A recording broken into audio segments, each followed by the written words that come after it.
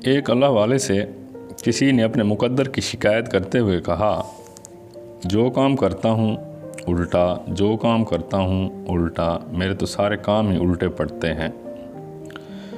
उन्होंने पूछा, मोहर देखी है? कहने लगा, जी। पूछा, ये भी जानते हो कि मोहर पर लिखाई कैसे होती है? कहने लगा, मोहर पर उल्टे अल्फाज लिखे जाते हैं। उन्होंने पूछा, मियाँ जानते हो वो सीधे कैसे होते हैं? कहने लगा, जब मोहर कागज़ पर लगती है तो अल्फाज सीधे हो जाते हैं। आपने फरमाया, जिस तरह मोहर अपना माथा कागज़ पर टेकती है तो उसके उल्टे अल्फाज सीधे हो जाते हैं, इसी तरह तू भी वज़ू कर के मस्जिद जा और अपने मालिक के हुजूर माथा टेक, यानी सजदा कर, तेरे भी उल्टे काम सीधे हो जाएंगे। सुभान अल्लाह। वो कैसे लोग थे जो मखलूक को खालिक के करीब करते थे।